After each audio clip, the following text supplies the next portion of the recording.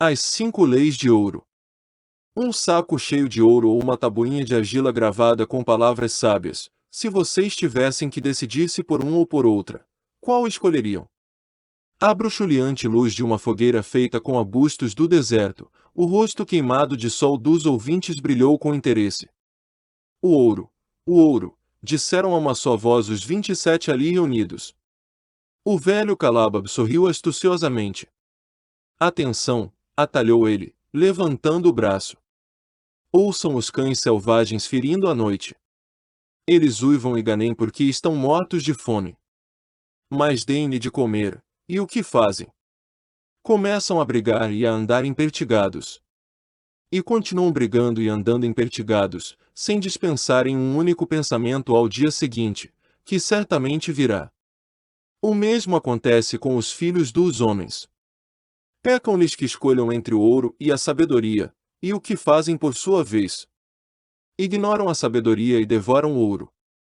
No dia seguinte tornam-se os bebês chorões porque não têm mais ouro. O ouro está reservado àqueles que conhecem suas leis e permanecem fiéis a elas.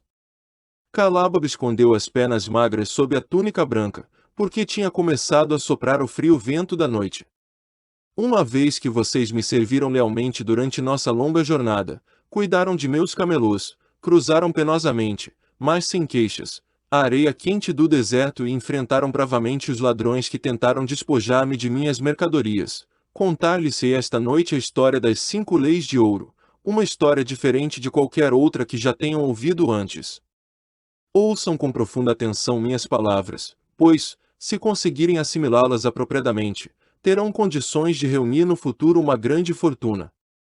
Para causar efeito, fez uma pausa. Sobre um dossel azul, as estrelas brilhavam no céu claro como o cristal da Babilônia. Atrás, o grupo prendia firmemente suas desbotadas tendas ao chão contra as possíveis tempestades de areia. Mais para o lado, achavam-se os grandes fardos de mercadoria caprichosamente empilhados e cobertos por peles. Próximo dali, o rebanho de camelôs espojava-se na areia, alguns ruminando, satisfeitos, enquanto outros dormiam, enchendo o ar com seus roncos. Você nos contou muito boas histórias, Calabab, disse o chefe dos enfadadores. Confiamos em que sua sabedoria nos guie até o dia seguinte, quando então teremos concluído nossos serviços contigo.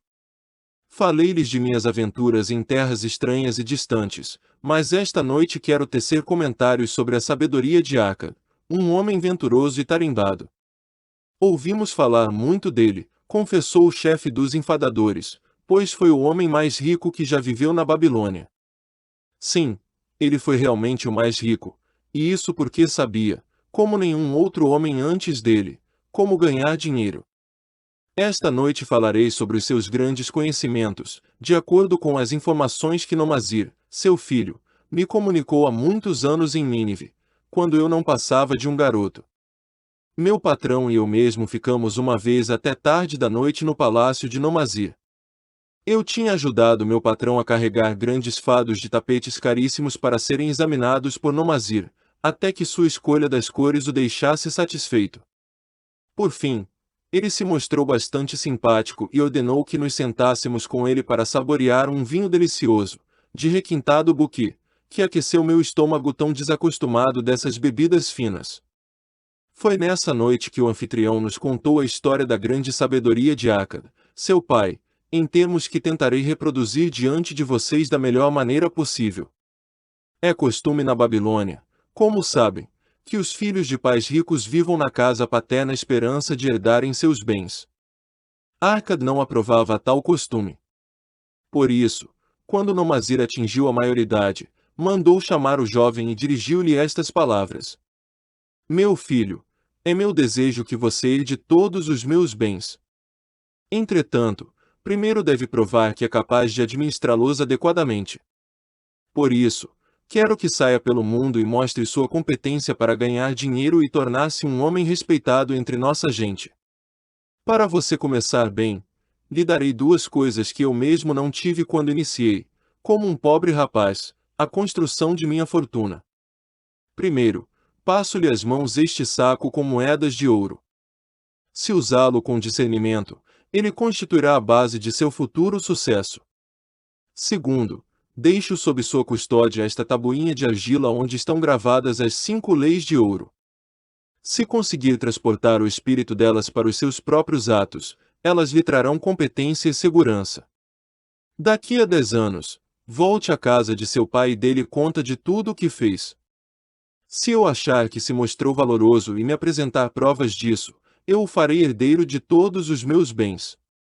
Por outro lado, comunicarei tudo isso aos sacerdotes, para que eles possam trocar por minha alma a generosa consideração dos deuses. Assim, Nomazir partiu em busca de seu próprio caminho, pegando o saco de ouro, a tabuinha de argila cuidadosamente envolta em tecido de seda, seu escravo e os animais de carga e de montaria. Os 10 anos se passaram, e Nomazir, como tinha sido combinado, retornou à casa do pai, tendo este providenciado uma grande festa em sua homenagem e para a qual convidará grande número de amigos e parentes. Terminadas as comemorações, pai e mãe acomodaram-se em seus ricos assentos num dos lados do grande salão, e Nomazir apresentou-se diante deles para prestar contas de sua viagem, como tinha prometido ao pai. Era noite. O aposento estava impregnado com a fumaça dos pavios dos candeeiros, que produziam uma fraca iluminação. Escravos em túnicas brancas abanavam ritmicamente o úmido ar com longas folhas de palmeira. Uma pomposa dignidade dava colorido à cena. A esposa de Nomazir e seus 2 filhos ainda pequenos, com amigos e outros membros da família, estavam sentados sobre tapetes atrás dele, ouvindo avidamente. Meu pai, começou a dizer Nomazir, cheio de respeito, inclino-me diante de sua sabedoria. Há 10 anos, quando me achava às portas da maioridade, o Senhor incentivou-me a partir e a tornar-me um homem entre os homens, em vez de permanecer nesta cidade como um vassalo de sua fortuna. E me deu um saco com moedas de ouro. E me concedeu liberalmente as atenções de sua sabedoria. Quanto ao ouro, ai de mim, devo admitir que não o usei com perícia. Ele fugiu de minhas inexperientes mãos como a lebre selvagem foge, na primeira oportunidade, do jovem que a caça. O pai sorriu indulgentemente. Continue, meu filho, sua história me interessa em todos os seus detalhes. Decidi ir para Nínive, uma próspera cidade, acreditando que ali encontraria oportunidades. Juntei-me a uma caravana e fiz entre seus membros numerosos amigos. Ali também se achavam 2 homens bem-falantes que tinham um belíssimo cavalo branco, rápido como o vento. Enquanto viajávamos, eles me disseram que havia em Nínive um homem riquíssimo, dono de um cavalo tão veloz que nunca tinha sido derrotado. Por sinal, não acreditava que pudesse existir cavalo mais corredor que o dele. Por isso estava disposto a apostar qualquer soma, por mais alta que fosse, em como seu cavalo venceria qualquer outro em toda a Babilônia. Comparado ao deles, zombavam meus amigos, o animal do niniviano não passava de um pangaré que podia ser batido com facilidade. Propuseram-me então, como se estivessem me fazendo um grande favor, participar com eles da aposta. Fiquei logo entusiasmado com o plano. Nosso cavalo levou uma surra vergonhosa, e acabei perdendo grande parte do ouro. O pai não pôde deixar de rir. Mais tarde descobri que se tratava de um plano fraudulento dessas crápulas e que eles constantemente viajavam com caravanas, procurando sempre novas vítimas. Creio que todos aqui já perceberam que o homem em Nínive era um associado deles, que dividia entre os 3 os lucros da aposta. Esse astucioso golpe me deu minha primeira lição, incitando-me a ter mais cuidado daí para frente. Logo aprenderia outra, igualmente amarga. Na caravana havia um outro jovem com quem estreitei laços de amizade. Ele era filho de pais ricos, como eu, viajando a Nínive a fim de encontrar uma posição conveniente. Não muito depois de nossa chegada, me contou que um comerciante tinha morrido, deixando uma loja repleta de ricas mercadorias e uma clientela de primeira qualidade que podiam ser adquiridas por um preço insignificante. Dizendo que seríamos sócios em partes iguais, mas que antes precisava voltar à Babilônia para investir seu dinheiro, convenceu-me a comprar a loja apenas com a minha parte, acrescentando que a dele seria usada mais tarde para levar adiante o empreendimento. Ele adiou quanto pôde sua viagem à Babilônia, provando nesse meio tempo ser um comprador burro e um gastador insensato. Por fim mandei-o embora, mas o negócio já se deteriorara, a loja repleta de mercadorias que ninguém queria comprar e eu sem dinheiro para adquirir outras. Passei o que restava a um israelita por um preço desprezível. A isso se seguiram, meu pai, dias bastante amargos. Procurei emprego e não encontrei, pois não tinha profissão nem treinamento que me capacitassem a ganhar o meu dinheiro. Vendi meus cavalos. Vendi meu escravo. Vendi grande parte de minhas roupas para que pudesse comer e ter um lugar para dormir, mas a escassez tornava-se a cada dia mais assustadora. Nesses dias amargos, porém, lembrei-me da confiança que o Senhor tinha depositado em mim. O Senhor insistiu comigo para que me tornasse um homem, e eu estava disposto a não desapontá-lo. A mãe escondeu o rosto e chorou baixinho. Foi então que me veio à memória a tabuinha que o Senhor me dera e onde tinha gravado as 5 leis de ouro. Li com extremo cuidado suas sábias palavras e percebi que, se ao menos tivesse buscado primeiro a sabedoria, meu ouro não teria ido embora. Decorei cada uma das leis e determinei que, se ainda uma próxima vez a deusa da boa fortuna sorrisse para mim, eu me deixaria guiar pela sabedoria dos mais velhos em vez de confiar na inexperiência da juventude. Para proveito de todos os que se acham aqui reunidos esta noite, lerei as sábias palavras de meu pai gravadas sobre a tabuinha de argila que ele me entregou faz hoje 10 anos, as 5 leis de ouro. O ouro vem de bom grado e numa quantidade crescente para todo homem que separa não menos de 1/10 de seus ganhos, a fim de criar um fundo para o seu futuro, e o de sua própria família. 2.0 Ouro trabalha diligente e satisfatoriamente para o homem prudente que, possuindo, encontra para ele um emprego lucrativo, multiplicando-o como os flocos de algodão no campo. Terceira, o ouro busca a proteção do proprietário cauteloso que o investe de acordo com os conselhos de homens mais experimentados em seu manuseio. Quarta, o ouro foge do homem que o emprega em negócios ou propósitos com que não está familiarizado ou que não contam com a aprovação daqueles que sabem poupá-lo. V. O ouro escapa ao homem que o força a ganhos impossíveis ou que dá ouvidos aos conselhos enganosos de trapaceiros e fraudadores ou que confia em sua própria inexperiência e desejos românticos na hora de investi-lo. Essas são as 5 leis de ouro gravadas por meu pai na tabuinha. Proclamo-as tão valiosas quanto o próprio ouro, como ficará demonstrado pela continuação de minha história. Ele então encarou o pai. Contei-lhe sobre a grande pobreza e o desespero que minha inexperiência me trouxe.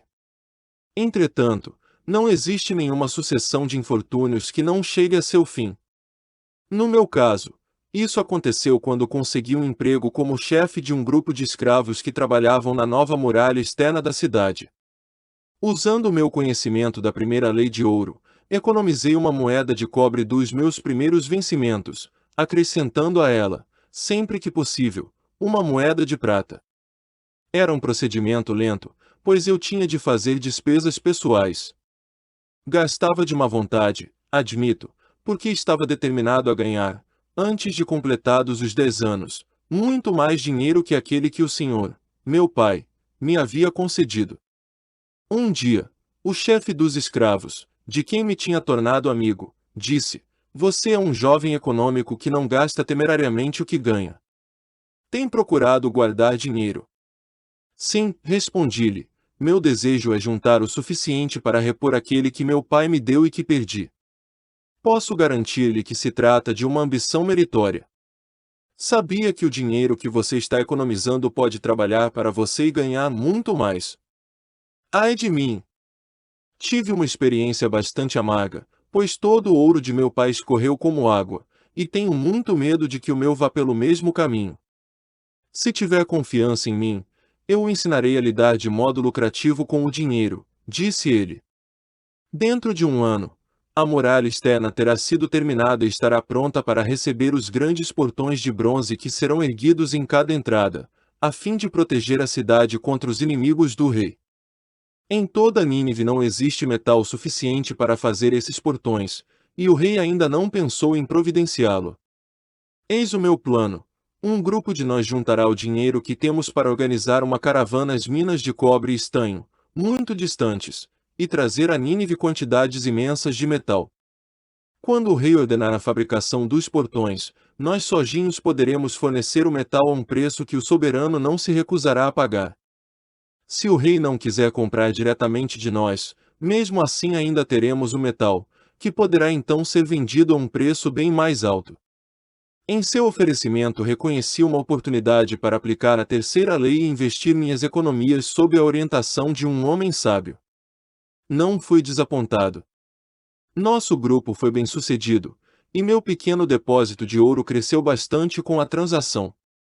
Com o tempo, fui aceito como um membro desse mesmo grupo em outros empreendimentos. Eram homens de tirocínio para os negócios. Discutiam minuciosamente todos os planos levados a seu exame antes de se lançarem a qualquer empresa. Protegiam o principal contra todas as eventualidades e não se metiam em nada em que o dinheiro investido não pudesse ser recuperado.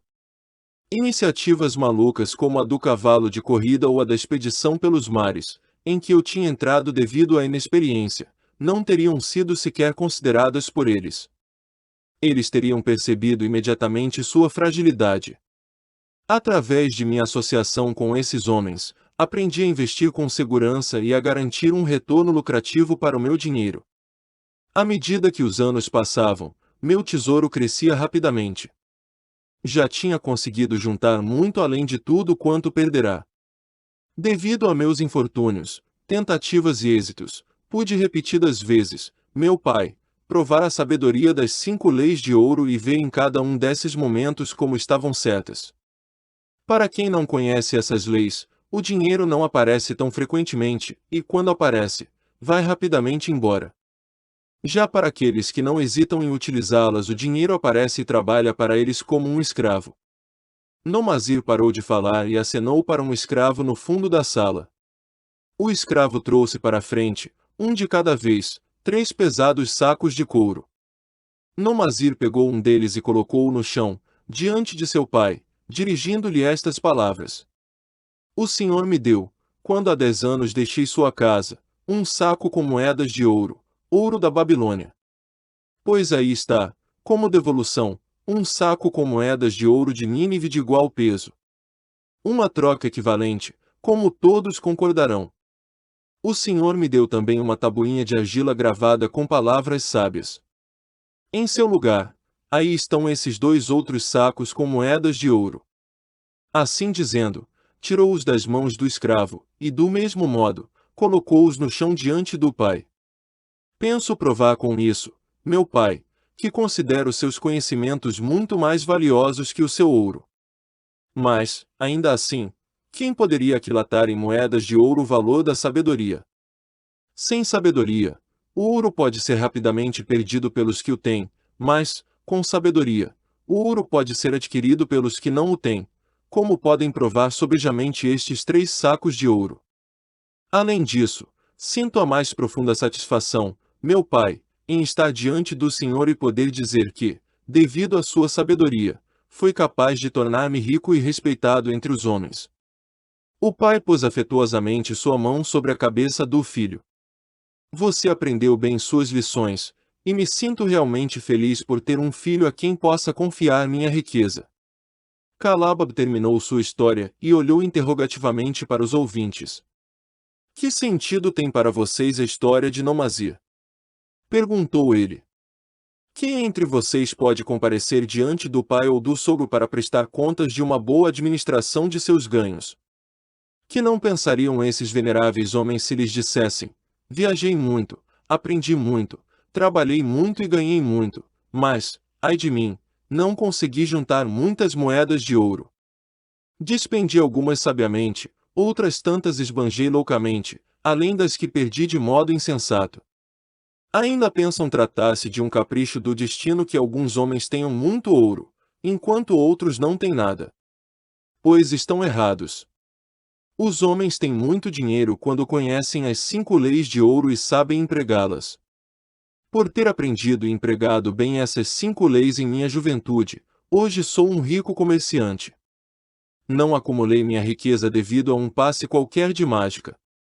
A riqueza que chega muito rápido vai embora da mesma maneira. A riqueza que promove gozo e satisfação para seu proprietário constrói-se gradualmente, porque é uma criança nascida do conhecimento e da persistência.